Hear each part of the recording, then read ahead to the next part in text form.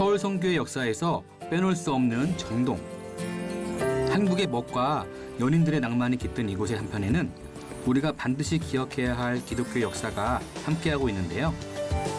이곳에서 복음의 문이 어떻게 열리게 되었는지, 또 기독교 역사 속에서 어떤 세월의 흔적이 새겨져 있는지, 바로 이곳 정동에서 북감리교를 중심으로 한 기독교 선교의 역사를 함께 알아보도록 하겠습니다. 우리나라의 선교 역사는 1885년 4월 5일 언더우드와 아펜젤러 선교사님이 도착함으로써 본격적으로 시작하였습니다. 이 두 분은 미국을 떠나서 일본, 부산, 제무포를 거쳐 최종적으로 이곳 정동에 정착하게 되었는데요. 이곳 정동을 중심으로 해서 북장로교와 감리교의 소활발한 선교 활동이 펼쳐지게 됩니다. 저희가 지난 시간까지는 북장로교 중심의 성지를 봤는데요.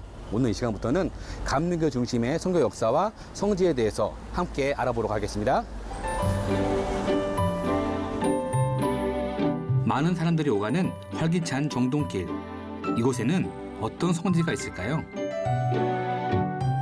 저희가 지난 시간까지는 장로교 중심의 그런 성교 유적지를 찾아가 봤는데, 또 정동에 또 오니까는 또 지난번 설명 가운데 한쪽은 장로교 그런 선교 선교사님들의 사택과 건물들, 또 한쪽은 또 감리교더라고요. 네. 그러니까 어쨌든 정동에 오면은 장로교의 선교 역사와 그다음에 감리교의 선교 역사를 둘 다 볼 수 있는, 둘 다 그렇죠. 느낄 수 있는 곳이겠네요. 그렇죠. 정동에는 가장 중요한 이제 선교부가 이제 북장로교 선교부와 이제 북감리교 선교부가 사실 중심적인 자리를 잡았어요, 여기에. 예. 이제 제일 먼저 들어와서 자리를 잡다 보니까 네. 그분들이 여기서 이제 중심이 됐고, 네. 그러다 보니까 또 여기서 모든 선교 사업이 초기에 출발했고, 또 뭐 정치적인 측면에서, 행정적인 측면에서도 외국인들에게는 정동이 중심이 되다 보니까 예. 여기가 아무래도 이제 그런 분들이 다 모여 있었던 곳. 그러다 보니까 자연스럽게 감리교 선교부도 여기에 이제 자리를 잡게 됐죠. 그러니까요. 또 저희가 또 걷다 보니까는 또 이 정동의 중심 가운데 또 정동제일교회. 감리교에서는 정동제일교회가 그러면은 큰 의미가 있지 않을까 그렇죠. 싶어요. 뭐 출발점이라고 볼 수 있죠, 서울에서. 예. 덕수궁 돌담길 끝에 자리하고 있는 이곳, 바로 정동제일교회입니다. 우리나라 감리교 최초의 교회로서 큰 의미가 있는 곳이라고 할 수 있는데요. 오랜 세월을 담은 고즈넉한 분위기와 함께 그 역사를 증명하고 있습니다. 감리교 출발점이라고 볼 수가 있겠죠. 네. 물론 이제 선교사님들이 입국하는 과정 속에서 이제 제물포에 내렸고, 제물포에서 최초의 예배도 가져서 거기에 어떤 출발점이라고 말할 수 있는 부분이 하나 있고, 또 하나는 이제 여기 정주한 것. 네. 선교사님들이 와서 자리를 잡고 공식적으로 이제 예배를 드리면서 시작한 곳.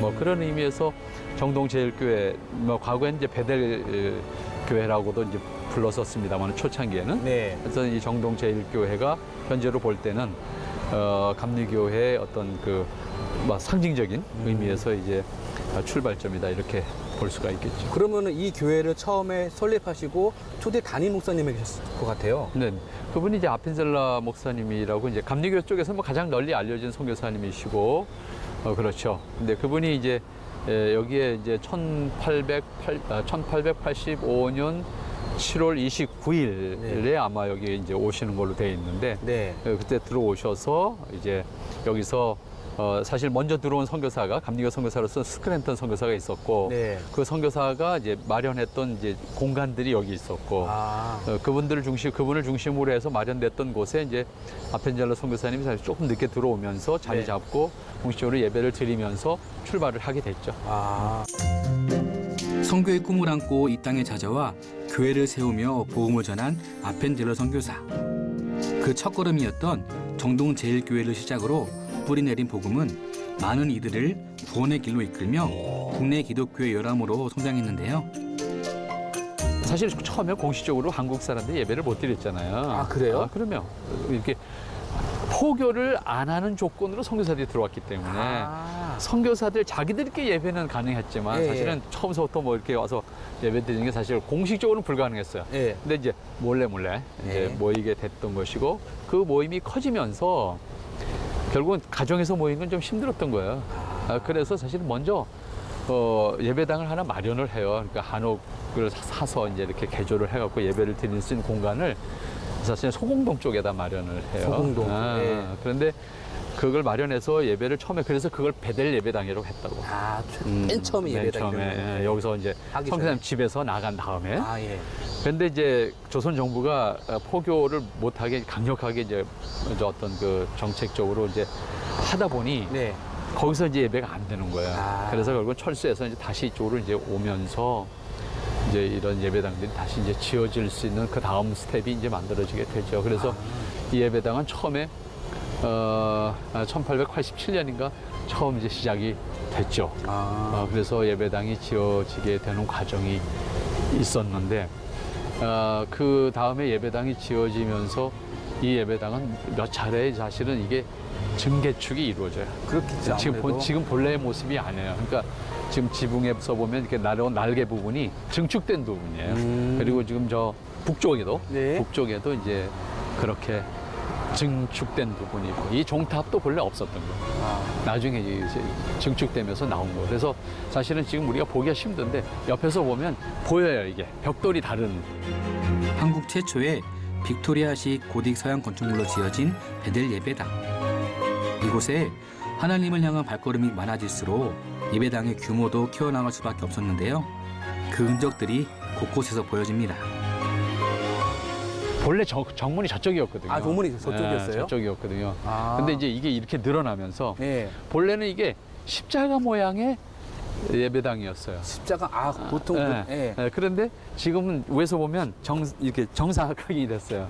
그러니까 십자가 모양의 이 옆에 나왔던 부분들을 이렇게 밀어서 이렇게 바깥으로 빼낸 거예요. 그래서 이 예배당은 몇 차례, 그러니까 제 기억에는 1916년에 한 번 중축했고 1926년에 한 번 중축했고 그래서 지어진 다음에 몇 차례의 증개축이 이루어졌던 예배당이에요. 그리고 그 이후에 다시 뭐 6.25 때도 좀 망가져서 다시 이제 보수를 할 수밖에 없는 그런 예배당이 됐고 불도 한 번 났었어요. 1970 몇 년도인가 그때 불도 한 번 나서 소실이 됐던 거를 다시 이제 복원하는 작업을 거쳐서 그러네요. 저쪽에 보니까 베델 예배당이라고. 네, 본래 채플 이름이 베델 예배당이었어요. 채플. 처음에. 그래서 그것을 베델 예배당이라기도 하고 어쨌든 이 근대문화유산으로 지금은 보존되고 있는 그런 건물이 됐죠. 근데 이 건물은 그렇게 지어져서 출발해서 우리 한국에 여러 가지 상징적인 의미가 있어요. 어떤 의미가 있을까요? 우선 최초의 프로테스탄트 예배당. 뭐 당시의 조선에서는 볼 수 없는 그런 최초의 프로테스탄트 교회 예배당이라고 하는 의미가 이제 가장 있었고, 그다음에 또 하나는 이제 소위 기독교식 우리나라 최초의 기독교식 결혼식이 이루어진 것. 서양식이라고 하게 된다면은 옷도 한복이 아니라 아까 웨딩드레스와 턱시도를 입고. 그렇죠. 그건 되게 좀 의미가 있을 것 같은데요. 그런 면에서 최초. 그런 어떤 우리 문화사적인 측면에서도 그런 의미가 있고 우리나라 최초의 파이프 오르간이 설치된 그런 예배당이기도 하고 그만 이 작은 것 같지만 이 예배당에는 그런 여러 가지 의미들이 담겨져 있다 이렇게 사실 보면은 이 빨간 벽돌에 그다음에 이게 화강석으로 된 그 계단들 이렇게 그 교회를 보면요 왠지 여기 들어오면은 아늑하고 고즈넉해가지고 분위기가 다를 것 같고 사실 또 그 당시는 이게 이 교회가 지어졌을 때는 나머지는 다 초가집 아니면 다 기와집이었었는데 이렇게 빨간 벽돌로 명물이었을 것 같아요. 그렇죠. 여기가 정동 그 약간 언덕 지금은 이제 뭐 이렇게 옆에 건물들이 많아서 묻힌 것 같지만 여기 약간 언덕이거든요. 그래서 잘 보였고 이게 아직 장안에서는 그 특별한 건물로 이렇게 소문이 났던 그런 곳이다 이렇게 볼 수가 있는 건물이죠. 한번 둘러볼까요, 살짝? 뭐 어쪽으로 갈까요? 교회 곳곳에 이렇게 표지석들이 있고. 요게 이제 처음에 건축 연도를 이제 밝혀놓은 건데 1895년도에 건축을 했네요. 처음에. 그래서 1926년에 증축. 그러니까 이것은 마지막 중축이에요. 첫 번째 중축은 1916년에 됐어요. 그래서 마지막 증축이 1926년. 그러고 보면 요 표지석은 증축 하면서 박은 것 같아요. 아, 처음에 같이 했구나. 같이 같은 돌에 있네요. 네, 같은 노래 있는 거 보면 네. 그렇게 된 것 같습니다. 굉장히 아름답고 또 여기는 보니까 100주년 기념탑이 아마 성교를 기념하기 위한 그렇죠. 이 교회 100주년 기념탑으로 이제 이 탑을 세우고 기념홀을 이제 지은 거죠. 저 앞에까지 가볼까요? 한번? 네, 네. 근데 보면요 감리교 교회의 특징 중에 하나가 뭐냐면은 저는 제 개인적으로 제일이 많이 붙은 것 같아요. 왜 그럴까요? 항상 그냥 정동 교회 뭐 네. 어느 교회랑 하면 되는데 제일이라는 말이 되게 있는 게 되게 인상적이었어요 저는. 네, 그게 이제 감리교뿐만 아니라 사실은 네. 서양에서 제일이라고 하는 것은 으뜸의 개념이 아니에요. 첫 번째 교회 그런 의미거든요. 지역에서 첫 번째 교회, 두 번째 교회, 그냥 세 제1, 번째. 제2, 네. 제3, 제4 그런 개념인데 우리가 받아들일 때 어떻게 보면 언제부터인지 모르지만 그것이 어떤 으뜸의 개념으로 이제 예. 인식이 돼서 그거는 교회 이름하고는 그런 의미에서 사용한다면은 사실은 예. 우리가 으뜸 교회야 이건 좀 교회 이름하고는 좀 어울리지 않는 그런 거가 되겠죠. 그러니까 첫 번째 교회, 두 번째 교회 뭐 이런 개념. 근데 실제적으로 예를 들어서 인천 같은 경우에는 네. 1교회부터 8교회까지가 있었어요. 실제로. 이름이요? 네. 제1교회, 제2교회, 제3교회, 제4교회, 제5교회, 제8교회까지 있었다고. 그럼 이렇게 지어진 연도에 따라서 그러면. 그런 의미가구나. 네. 그래서 실제적으로 막 그 교회들이 8개 교회가 지금 다 존재는 해요. 그래요? 그런데 이름을 다 바꿨어요. 다만 1교회부터 지금 현재 존재하고 있는 것은 1교회부터 3교회까지는 존재해요. 그 이름 그대로. 그래서 제1교회, 제2교회, 제3교회는 그대로 존재하는데 4교회부터 8교회까지는 이제 이름을 좀 바꿨어요. 그래서 뭐 최근에 바뀐 것이 이제 7교회가 마지막으로 바뀌었는데 그건 좀 아쉽죠. 네. 그런 의미에서 제1이라는 것은 첫 번째 교회, 두 번째 교회에서 제일 먼저 지어진 교회 그런 의미로서 이제 사용하는 것이 교회 이름에는 타당하다. 이제 그렇게 볼 수 있겠죠. 이제 이곳 정동에 감리교가 본부가 감리교 어떻게 선교부가 세워지고 정동 제일교회가 세워짐으로 인해 가지고 이곳에서부터 많은 그런 또 교회들이 또 뻗어나가고 또 이곳에 출석하는 사람들이 많아져 가지고 감리교인도 많아졌을 것 같아요. 그렇게 되면 이제 감리교에 대한 그런 교세 확장이라든가 그런 감리교만의 또 그런 사역들, 학교, 병원, 그다음에 목회 사역들이 이곳을 중심으로 좀 뻗어나가지 않았을까요? 그럼요. 여기가 이제 사실 이 언덕에서 저기 이제 러시아 대사관 여기까지가 그 당시에 처음에 샀던 땅이 한 1,800평 정도 돼요, 여기가. 네. 1,800평 정도 돼서 집이 여러 채가 있었죠. 그러니까 그 여러 채를 한 채씩 이제 용도에 따라서 사용을 하다가 네. 예배당을 지을 때 이제 다 밀어버리고 이래서 이제 짓고 이렇게 된 건데 아무래도 감리교는 이제 장로교 선교부는 덕수궁 때문에 밀려나서 이제 종로 5가로 나가게 되고 네. 감리교 선교부는 다행히 이제 이쪽 남쪽이다 보니 남서쪽이다 보니 이제 이쪽에서 그냥 자리를 잡고 활동을 하게 되죠. 그리고 이제 털을 좀 더 넓게 잡으면서 이제 이화학당 쪽이나 배재학당 쪽으로 이제 이렇게 넓혀갈 수 있었기 때문에 감리교 선교부는 여기에 계속 있었어요. 물론 이제 북감리교의 선교부가 되겠습니다. 그래서 여기가 북감리교 입장에서 보면은 병원의 출발점이죠. 또 배재학당 출발점이죠. 이화학당 출발점이죠. 사실은 지금 학교가 나중에는 이제 별도의 건물로 나갔지만 시작은 다 선교사님의 집에서 시작했다고.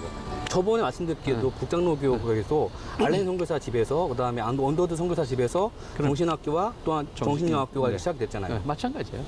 배재학당도 그랬고 이화학당도 그랬고 네. 처음에 집에서 시작한 거예요. 선교사를 집에서. 그러니까 뭐 학교 건물을 지어서 학교를 시작한 것이 아니고 네.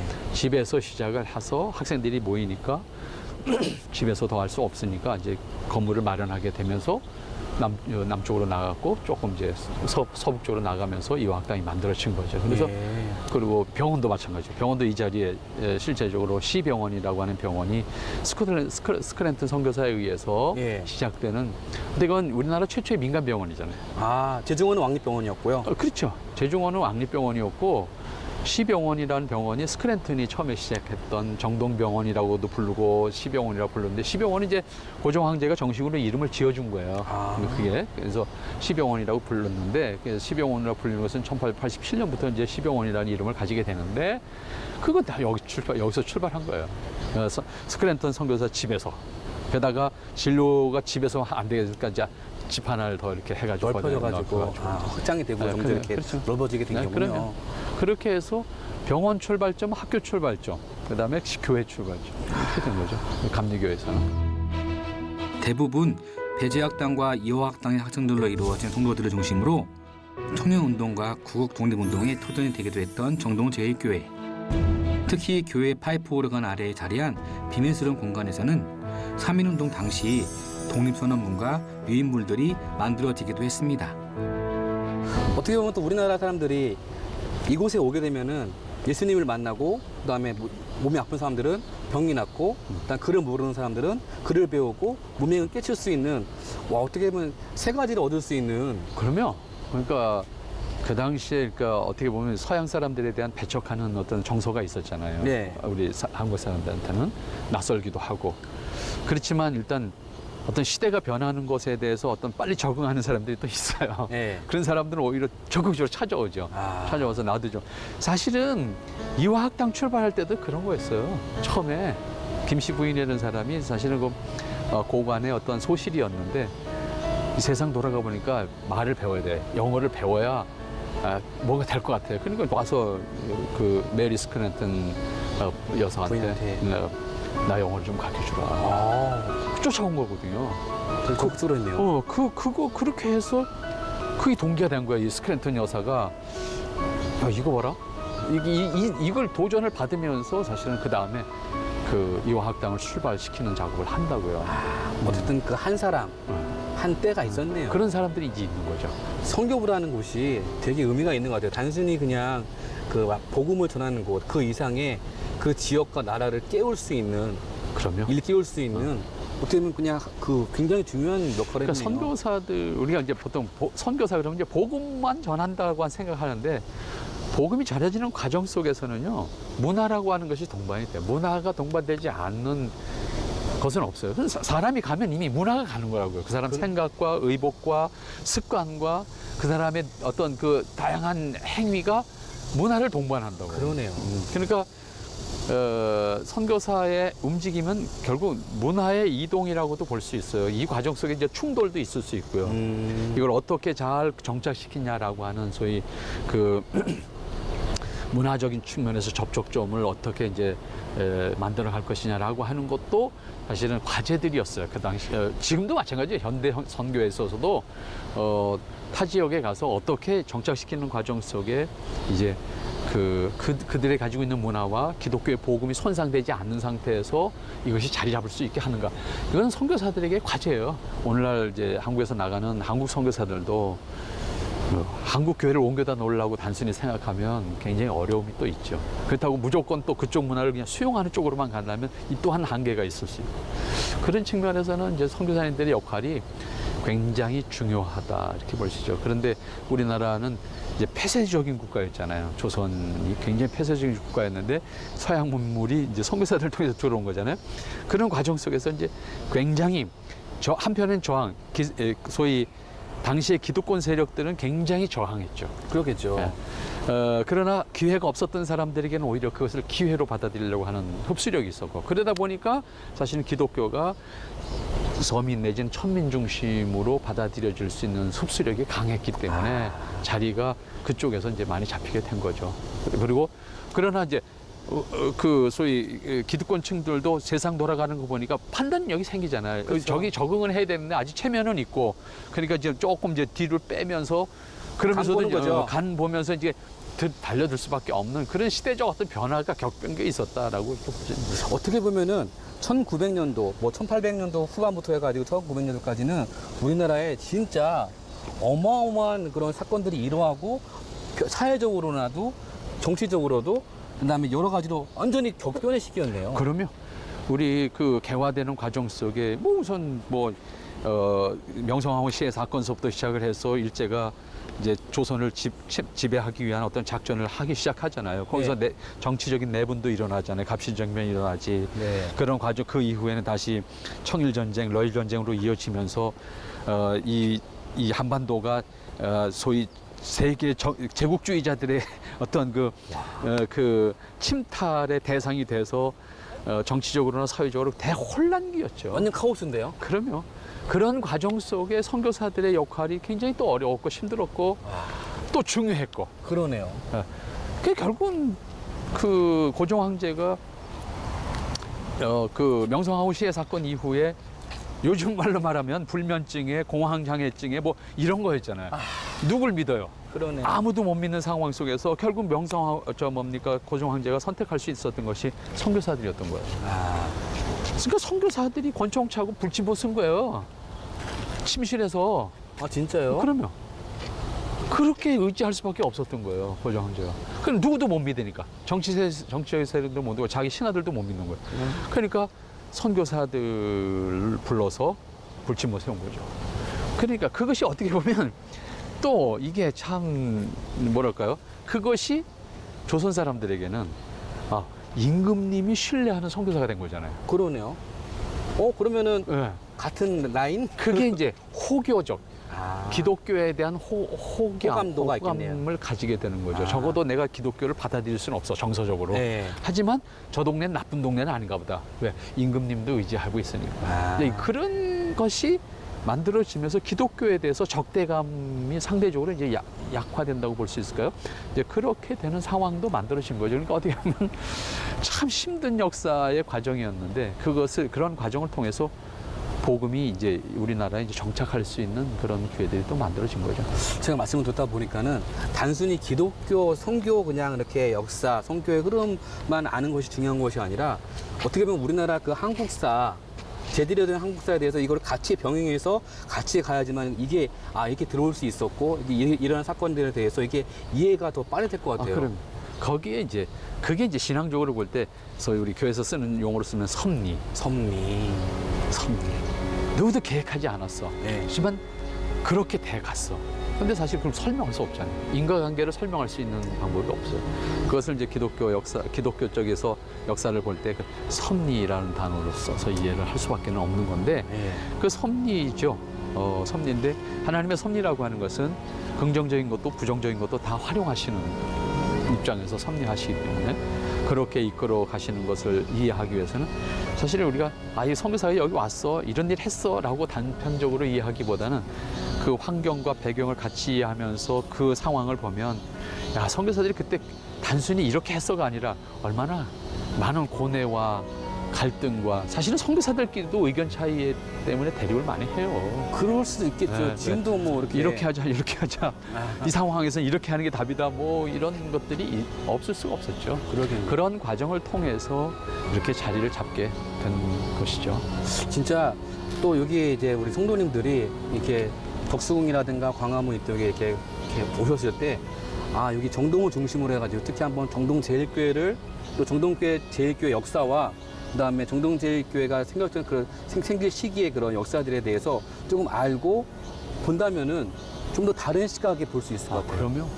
이것은 어떤 역사적인 문화적인 측면이나 그 시대의 사회적인 측면이나 이런 것들을 다 느낄 수가 있는 부분이고 저런 벽돌 하나하나도 새로 한 것과 옛날 것, 그다음에 옛날 건 왜 저렇게 중둥둥 깨졌을까 뭐 이런 것들을 생각해 볼 수도 있는 것이고 사실은 과거에 있었던 저런 벽돌 건물 가운데 구멍 뚫린 것들은 대부분 6.25 때 폭격 내지는 전쟁 속의 총탄 자국 그런 것들이 가장 많이 남겨져 있는 지방의 교회들은 있어요, 많이. 맞아요. 저도 청주에 가니까는 청주 제일교회가 있더라고요. 그런 대표적인 건물들이 그 구멍 뚫린 건물들이 있죠. 청주 제일교회가 그렇죠. 근데 그런 것들을 다 보면 이 건물 하나가 어떻게 보면 역사를 증언하고 있다고 볼 수 있죠. 그 시대에 이 건물이 말은 못하지만은 어떤 사건이 여기 있었어라고 하는 것을 어떤 상흔으로 우리에게 보여주고 있는 것이다. 그러네요. 건물은 말을 할 수는 없지만은 거기에 있는 상처라든가 구조물들을 통해 가지고 간접적으로만 이렇게 역사를 증언하고 있는 것 같아요. 그런 의미에서 이 정동제일교회는 이 자리에 있는 것만으로도 참 큰 의미가 있고요. 그 이후에는 뭐 이 선교사님들이 이렇게 처음에 출발시켰지만은 서울 장안에 가장 중심되는 곳에 또 우리나라 감리교 지도자들이 이제 제일 자리를 많이 차지하고 있었던 곳이기도 하고 또 처음에 초기에 세워진 교회다 보니 기독교 지도자들의 어떤 정신적인 구심점 역할도 했던 것이고 그러다 보니까 실제적으로 1919년 3.1 독립만세 운동이 전개될 때에 이 교회는 감리교 쪽에서 굉장히 중요한 교회였어요. 상위 운동의 거점? 그럼요. 그렇죠. 실제적으로 여기 이제 그 당시에 담임 목사였던 이필주 목사님이라고 하는 분. 그분이 이제 민족 대표 33인 대표로 사인을 하고 적극적으로 참여하셨죠. 그래서 그런 의미에서는 이게 어떻게 보면 독립운동의 산실, 적어도 3.1 독립만세 운동과 관련해서는 감리교 쪽에서 굉장히 중요한 거점이었죠. 그런 사회적인 분위기와 상황 속에서 어쨌든 교회가 우리 정동제일교회가 계속 남아 있고 또 지금까지 이어져 있어서 그다음에 그 선교사님들의 정신과 가르침과 그다음에 복음에 대한 신앙에 대한 올바른 것들이 다 전수되어서 지금까지 오지 않았나. 그럼요. 그러니까 어떻게 보면 우리가 그러한 신앙의 유산이 계승되어서 오늘 우리의 모습이 있는 거지. 어느 날 내가 뭐 굉장한 사람이라서 어떻게 그냥 뭐서 하늘에 뚝 떨어져가지고 나가 오늘 존재하는 건 결코 아니죠. 그러네요. 그런 의미에서 역사를 우리가 안다라고 해서 단순히 뭐 상식을 많이 가지기 위해서라기보다는 사실 내가 현재 나의 정체성 그리고 나는 앞으로 그럼 어떻게 살아갈 것이냐라고 하는 어떤 그 자신의 삶을 이렇게 내다볼 수 있고 또 결정할 수 있는 그런 종합적인 의식을 가지게 하는 것이 역사에 대한 이해죠. 우리가 가야 할 길을 알려주는 이정표처럼 역사는 우리가 나아가야 할 목적과 방향성을 다시 한번 점검할 수 있는 좋은 이정표가 되기도 하는데요. 이곳에 처음 뿌리 내린 기독교의 이상과 정신을 고이 간직하고 있는 정동제일교회를 돌아보며 성도님들께서도 내 신앙의 방향과 목적을 점검할 수 있었으면 좋겠습니다.